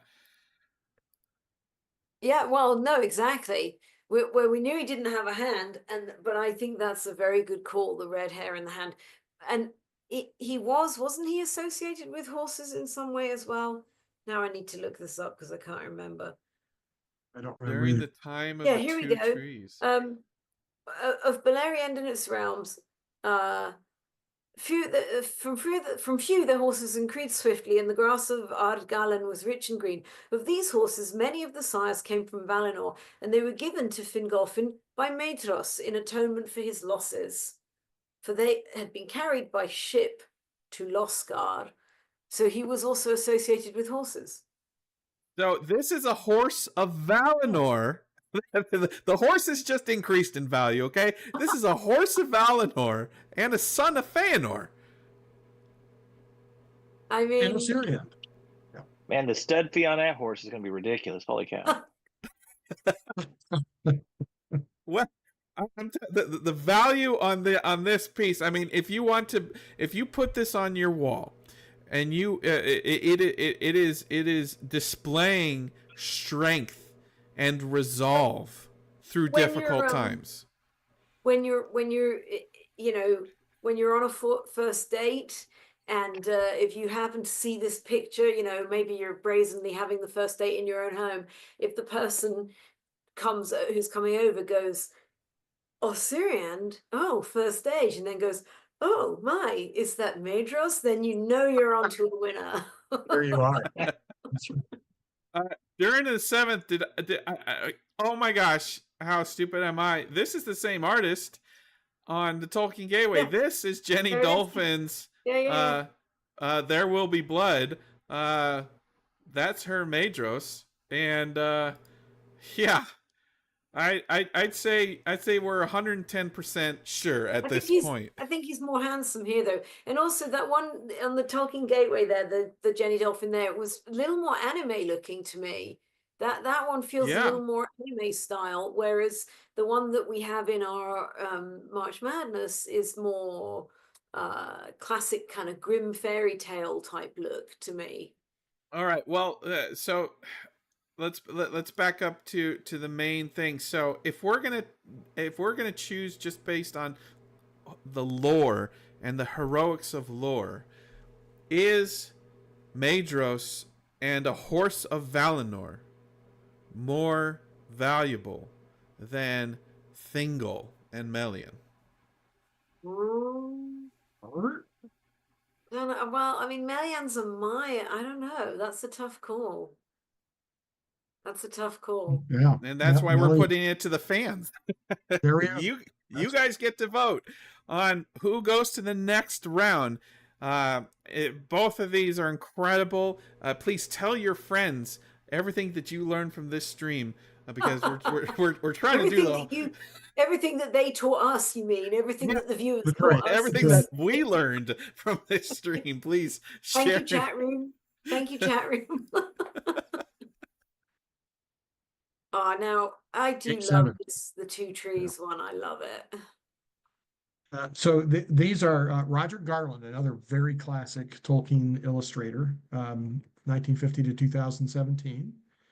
um, and his depiction of the two trees, Laurelin and Telperion. Telperion. And then another picture, which may need a little bit of explanation, we're again in the First Age, by Anka Eismann, who is a younger German but very popular Tolkien illustrator among many circles. Some of you may be familiar with her. And she is illustrating not a Beren and Luthien scene, but a Dairon and Luthien scene.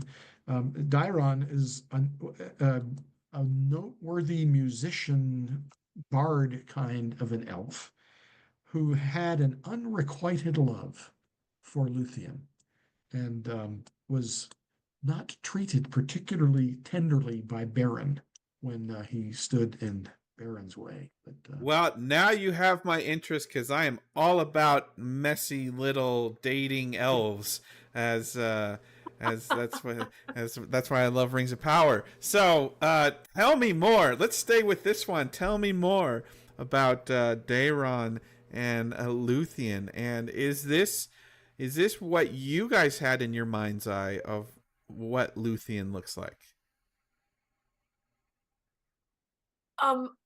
I just want to do a quick aside, real quick. Daeron gets mentioned in Rings of Power in the TV show, right? There's a bit where Círdan makes some comment about Daeron and his blooming constant making up of songs and poems. I'd need to look up the episode, but it was a very good little joke for people who know their lore when he was like, "Oh, don't even get me started on Daeron and his friggin' poetry," or something. I mean, it's not obviously not quite what he said, but that was a nice little nod to that lore, and of course Círdan and these elves who go back a ways and know each other. I've got to say, I don't love this. I think Anka Eismann's work is beautiful. It's a little too silver toned in the greenness. It's a little cool. I prefer something a little warmer. This feels a little cool, a little silvery. And her Luthien, Sylvan? No? Sylvany. Yes, I like it. I think she's very much leaning into the fact that Arwen was said to look like Luthien, because this Luthien to me looks like Arwen that we know from Peter Jackson. So I'm gonna go with the lore that the chat's providing. That Daeron was just a drunk. He was just drunk all the time. I'm gonna go with that. That's what Círdan says in Rings of Power. That's the comment, the joke that he makes in the Rings of Power script. That's amazing. Well, he looks drunk here, doesn't he? I could picture this guy throwing a few back and practicing his flute and thinking he's good, but everyone around him is like, find that noise and shut it down. That's what I think is happening here. Like, she's trying to find where this noise is coming from so she could shut it up and get some rest. But that's just me. Art is in the eye of the beholder. I think she's dancing to it, isn't she? I mean, Luthien is known for dancing in clearings. So I think she's dancing in a clearing under a tree. And that's a very Tolkien-esque thing to do, because that's his early memory of Edith. So if we're help me out here, because I haven't read the books. So is this like Snape hitting on Potter's mom, a little bit. and Beren is like Harry Potter's dad, and is kind of a bully to the artistic emo boy, goth boy? I don't know that I'd go that far. But yeah, I don't know. I found the bit that Círdan said. Círdan said to Elrond, "Would you cast Rúmel's verses into the flames because the poet was a drunkard?" He's talking about Rúmel, and then he said, "Do not ask of Daeron, insufferable, but a voice that could make the very sun weep tears of fire." So I think Luthien just liked his music. I think, he was an emo kid, but she liked rocking out to his music when she found a suitable clearing. I agree that the muted colors are, again, in the midst of all this beautiful artwork, it's tough to appreciate muted colors. But these colors are chosen for a reason. Like, the artist chose that this piece, this music, these two characters deserve not to have a full, vibrant, high contrast, high saturation experience, because that was not their relationship. It was not full of warmth and love, right? It was just, he was hot on her and it was unrequited. So I do like that the color palette was chosen to inform the story, because at first glance people would think Baron and Luthien, oh, this is a lovey thing, but it's not supposed to be lovey because it's unrequited. Well, and I also think this is masterful watercolor. I'm kind of peering at my screen, so if people watching are seeing me going, it's because I'm really trying to look close at this. But from what I can see on the screen, I mean, it's obviously watercolor, Yes. and that brilliant technique of watercolor where you leave the paper to show through. So look at these leaves. The veins on the leaves are not painted on. That's the white of the paper showing through to show you the veins on the leaves, right? So there's a lot of places where she's, you know how you build up watercolor. I think there's a lot of places where she's leaving the paint, the paper to show through. There's also, if you go close up, Justin, like to Luthien's right shoulder, and you see there's some sort of white around the darker leaves there. It's hard to tell, but that looks to me again like places where the paper has been left to show through. But anyway, it's certainly masterful. Yeah, see there, you can see places where there are white areas. Oh yeah, that looks, yeah. Highly skilled And, watercolor and, work. again, the details matter, and that's why we try to link to the high res versions on the actual voting form, because again, if it just from a far glance, you're like, oh, one of these is definitely better than the other, but as you get up close, you're like, oh, that's a watercolor, or that's a tapestry, or that's an ink blot. It's like, oh, the technical mastery of watercolors are kind of hard to get good, especially when you're doing detailed faces and stuff like that here. It's very hard to prevent watercolor bleed and still get these sharp lines. And so you have these sharp pieces of glass. The technical mastery on display here is amazing. So yeah, and for all the other reasons, I do like this one. But it's up against a much, much more vibrant and much more famous scene, the Two Trees of Valinor, which of course we did see in Rings of Power again. And but what's up with the Stonehenge at the bottom? Is that lore accurate? It's very odd. I don't get it. I like it, but I don't know what it's doing there. I'm not aware of anything in Tolkien to I think suggest. he's channeling primeval somehow. Mm. Yeah, I'm not aware of anything that suggested that. It looks like Avebury actually. Such a huge stone circle with so many that aren't lintel stone, that aren't making it looks like Avebury stone circle to me, but whatever. That is weird, but I just love the magic of this piece. I like the sparkles. I like the purpley blue background with other glinting sparkles on it. It's kind of awesome. I mean, again, you look at the details here, and there are so many. It invites examination. This one, there's so many fine details. Like look inside the flower. You've got the the strands of that particular flower there. You can see the long flowing leaves and branches, and the berries just bubbling up off the branches on the right, and of course, like you said, the rays of light. There is a lot. It's dense. This is a dense piece of art that just you could stare at it forever, with or without mushrooms, and be totally impressed, and you could spend a lot of time with this. Even It on the looks like close-up that you just showed, you see a lot of the organic curving looks juxtapositioned against very linear kinds of images. And so it's all of that are coming into play. You know, the linearity of light. You know, so an Elbereth kind of if you're into your Valar against the organic Yavanna of the two trees. So it is really an interesting blend. It looks like Well, I colored think there's pencils. I don't know I don't know what Roger Garland traditionally used, but when we were looking close up there, it looks to me like it's Yeah, colored yeah. pencil. Um, and so you get that, like when you look at the sort of cliff face behind the trees, you get those lines of purples and turquoise and cyan, and it looks like pencil work to me. I kind of love this. Mhm. I mean, again, yeah, I like it too. What do you I'm want on with your you on wall? that. I would. It's a little trippy, but I would. Yeah. Would Yeah, you put this on it your just wall? feels that era of Middle Earth. It feels there but distant. I love the colors of it.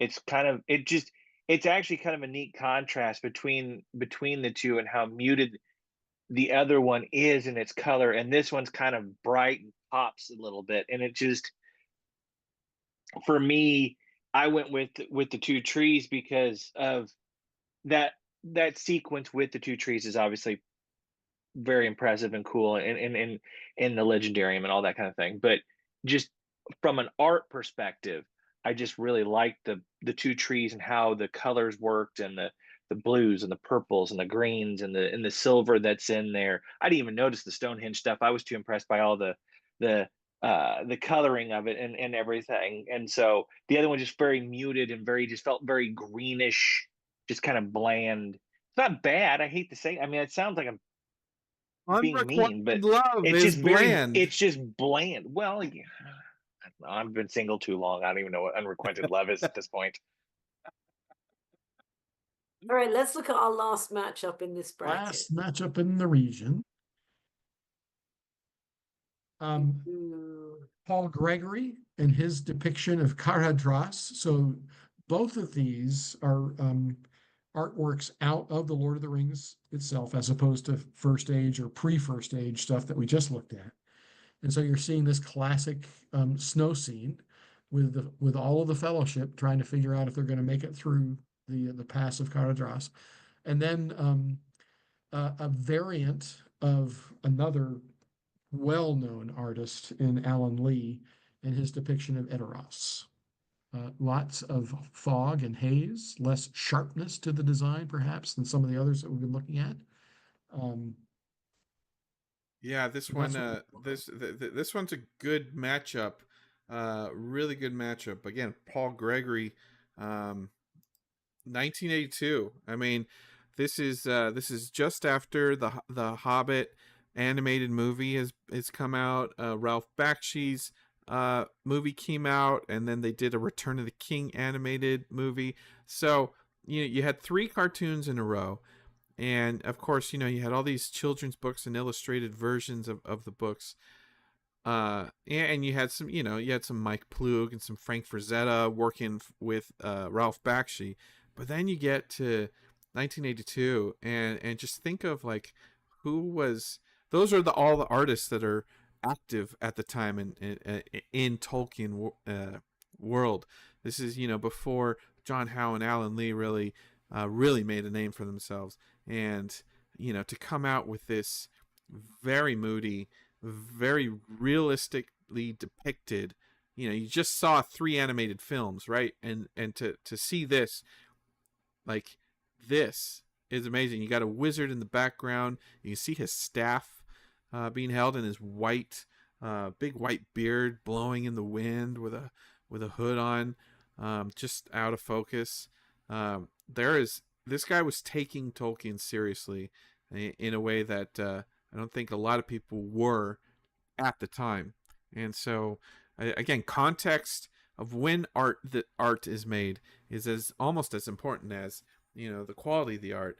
And so you've got a lot going on, and you've got he's true to life and physics. You can see the sunbeams on the top left, and the sunbeams at the bottom right, and the light is falling on all the different layers of the background, and there's a foreground, a middle ground, and like 3 backgrounds. So there is a lot going on, and you can see the mountaintop at the top right, far in the background. That's still, it looks like it's out of focus, but the lines are still sharp.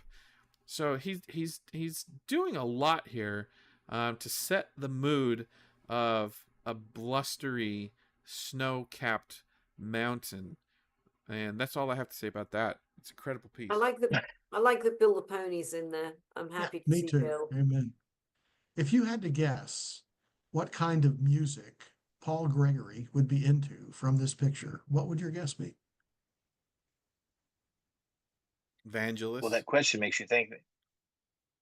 Missouri. Makes me think. That question itself makes me think it's going to be like hard rock or something like that, or heavy metal.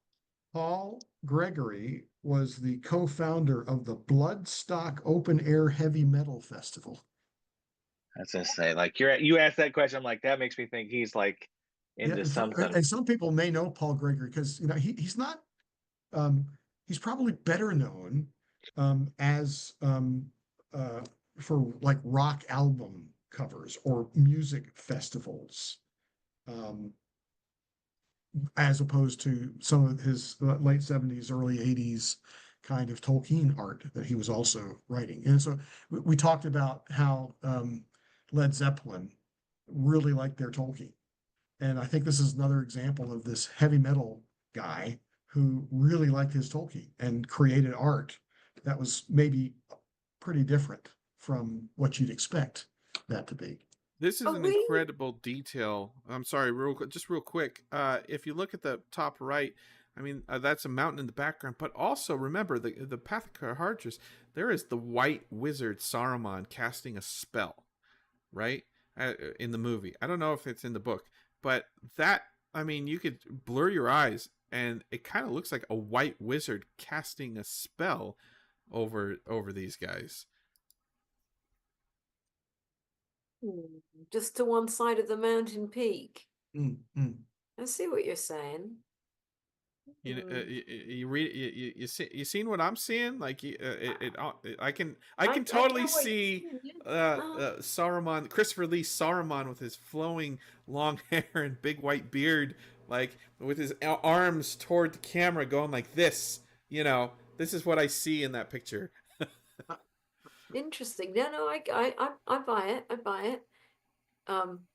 I see like Legolas in the front here, and I'm assuming it's Boromir with probably Frodo. And then I see 3 other hobbits, and is that Gimli with them? Are we missing Aragorn? Am I not? Yeah, I see Bill and the hobbits, and I think it's probably Gimli with the hobbits. We but I'm not sure. might just be limited to the JPEG we were able to find on this. Oh yeah, I wonder if we're missing any of the painting. If it's that part of a bigger one, I don't know. But anyway, I do think it's a very cool piece. I think there's a lot to see in it. I don't know if it's Saruman in the background, but I like the idea that it might be. But what's it up against? But man, this is why he's one of the greatest. Alan Lee, Edoras. One of the things you may have realized by now is only one of Alan Lee or John Howe are making it out of this region. So they're eventually, yes, not out of this round, but eventually. No, right, out of this region, exactly. out of the landscapes and environments region, yeah. But you're right. This is classic Alan Lee, classic Edoras. Yeah, this is the Edoras we know that became the Edoras in Peter Jackson's film.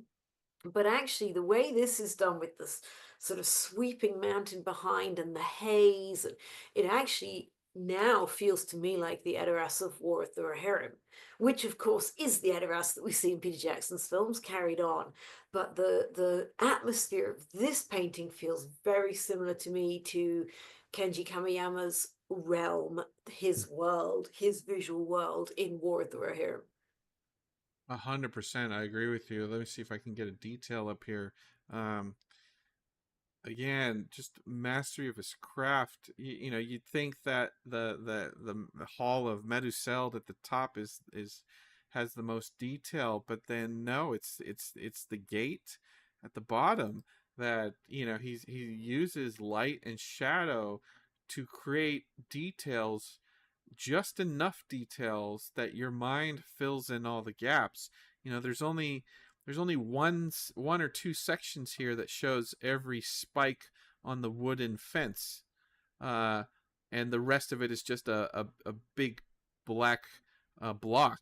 Um, but your imagination fills it in because Alan Lee is just so good at just giving you one little detail, and then your mind fills in the rest. You know that he doesn't even finish the roof of the Meduseld there. It just falls off into the haze of the mountain, but your eyes complete the lines. And that's what's just incredible with it with his work, and this it's just why he's the best of Well, the best. the overall composition of it, the colors, the how Us. Edoras and stuff, it's the the golden parts of it really stand out in comparison to the mountain and the dark colors used on the base of the mountain that's closest to the Golden Hall, and It's um, incredible. it is really well done. Uh, it's another one of those pieces that I would like to have, but I would like to have it again, like I was talking about earlier with that bag end piece. This is something I would like to get done and framed and put behind Weta's recent bigger. They came out with the open version, just the Golden Hall, and then the larger part that was just um, of a part of the mountain of Edoras with the Golden Hall at the top and stuff. And this would look fantastic as an art piece placed next to or behind or whatever, to go with it, type thing. That to me, that is one of the reasons why I really like this piece. Besides just like I said, the We, overall composition of it. yeah, I mean, obviously, we've talked about this whole bracket, and I've been very enthusiastic about many pieces. I think there's incredible, incredible art in this bracket. If I could own the original of one piece out of this bracket, this would be it. I Well, just think Absolutely. this is Yeah. astonishing. The just it's masterful, and I would love to see the original. And my God, would I like this hanging in my room? I mean, a Yeah. print would be incredible, but to have the original, to see the brush strokes, the texture, it is just mind-blowingly good. It's it's it's Yeah, it's a very it blows you away. I mean, and you take away the name of it and block and don't let people see it to get a feeling of what they would a feel of the piece, because obviously the name is going to impact people to a degree.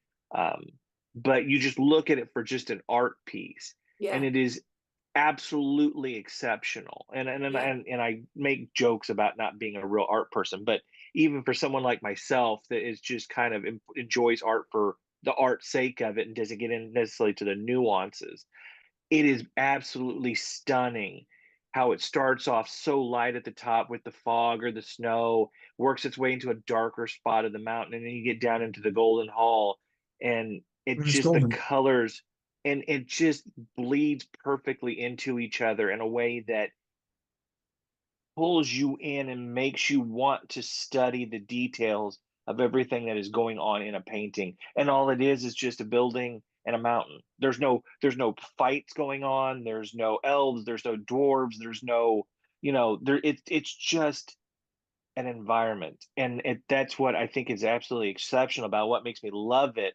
and why I would love to have it to put with an environment piece, because it just bleeds perfectly with something like that. You could create one hell of a display with that. And this is a I like piece like I think like if I showed it to my mother, who is not interested in Tolkien at all, has never read any, I think she would love this painting. She would know what it was of. She wouldn't need to know. She would go, wow, is that somewhere in Norway? Or because it could be, and again, as you say, Josh, it kind of stands as a beautiful landscape, regardless of what legendarium it belongs to. I think there's a particularly bold choice on this, which I really love, and that's the orientation of the light. If Mm. you ask me to draw a picture of Edoras, and or even take a picture, if you're going to go to New Zealand and I want to get a great shot of Mount Sunday, I want the light behind me. I want it to show and feature what it is I'm seeing. You can literally see the sun Mhm. in this piece, the Mhm. little circle in the Through back. the clouds, yeah. And so, and what Alan Lee is doing is saying, I'm going to show you where the light's coming from, Mm. right there. And then everything is streaming forward on this. And then all of the shadows and all of the dark and the golden imagery and the kind of light to dark progression, Josh, that you were talking about, is is is it's telegraphed, but it's so subtle. And I think it's a courageous kind of a choice. I don't know how he did it. It's a little bit Yeah, like those sculptors that you see when they are Hmm. sculpting veils around people. It's like, how do you do that? And so yeah. I think it's exceptional. If I had to, yeah, I think at the moment, and obviously we have other brackets to go through, but probably not tonight. But I think at the moment this might be my one that I'm rooting for champion overall. But Ooh, that is a bold statement. I know, and I reserve the right to change my mind. Well, I But do. you could see this piece winning the competition because of just how, to me, how amazing it is for just an art piece. Like I said, don't tell people where it's from, just show them the piece. And I think, to me, that is where, as I said, someone who's not super nuanced in all the things, where I get impressed with art is, take away all the fanciness of telling you where it's from, what it's tied to. Is it impressive in and of itself? And this piece is impressive in and of itself as just an art piece. It Well, makes we've me got really love it. I'm thrilled as I really honestly love this piece a lot. Well, we've now gone through only two brackets because that's what nerds do, right? That's right. We obsessed over all the details of everything, and we hope that you appreciate some of these wonderful pieces of art. We hope we've introduced you to artists that you didn't know existed. Who are all inspired by Tolkien and have channeled that inspiration in different mediums, different ways. From black and white ink all the way to watercolors to that John Howe, which is just, I don't even know what the medium is. It's just heaven. We've got 64 contestants here. We've shown you 32.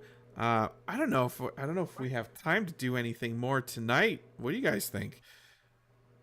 I can't do any more tonight for sure. I'm gonna have to It's peace out. midnight here on the East Coast. Huh? It's midnight here on our coast. Exactly. So I'm Yeah. Unfortunately, I've got to get up and watch one of my nephews tomorrow, so I have to get up at the All right. crack of dawn to get over and see him.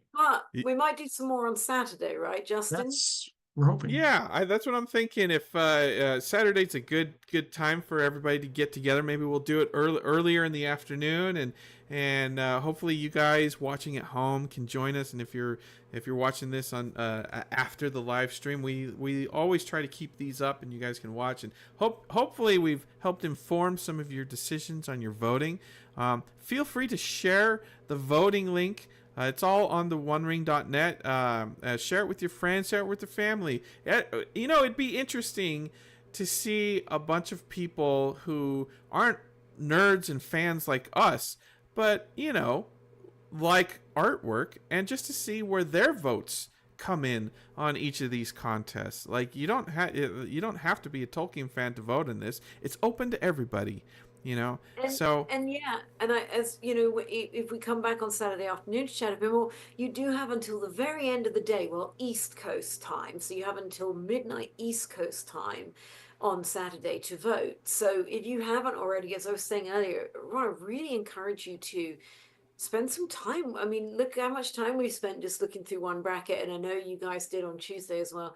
Really enjoy this artwork, and as we've been saying, check out the artists, check out the links, look at their other work. We really hope that this March Madness this year with this theme, that people will have fun with it. And as Justin said, get your friends who aren't into Tolkien but like art to come and have a look. Let's have some fun with it.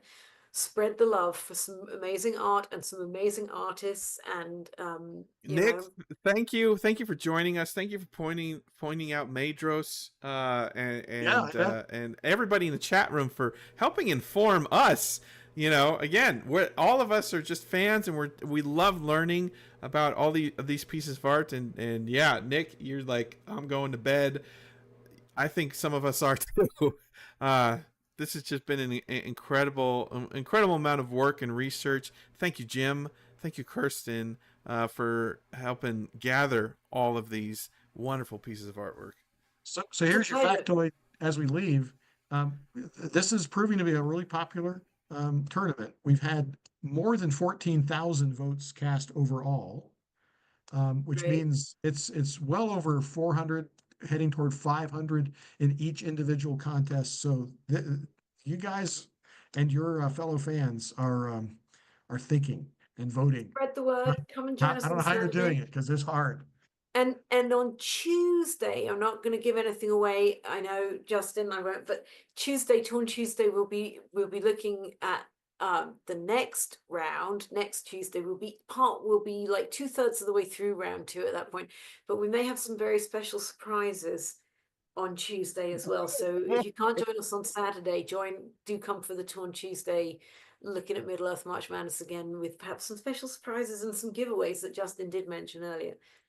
That's going to be so much fun. Well, thanks for staying up with us, you East Coast folks and your Mid Coast folks. Josh, I always appreciate your input and your perspective on everything. You of all of us here at Torn probably are exposed to more artwork and sculpture than any of us as our collectibles editor.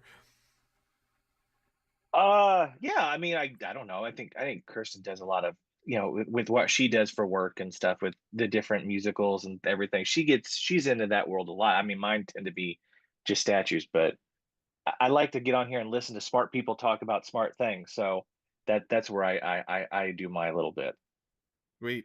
All right. Well, thank you everybody for joining us for part 2 of round 1. Yes, voting is active. Please share the link. Tell everybody to vote, because I think we might have some surprises. Voting for round 1 goes through the end of Saturday night. So we'll come back on Saturday. We'll look at more pieces of art here, give you some more details that hopefully maybe will change your vote. And you'll have until the end of the day Saturday to vote. But thank you everybody for joining us and for staying up late here on this Torn Thursday. My name's Justin, and we'll catch you on Saturday. Make sure you subscribe to our YouTube channel and turn on notifications, so when we go live, your phone just pings you and lets you know we're live. But we'll post it. We'll post the streaming schedule in advance of that. But thank you everybody, and we'll see you again next time.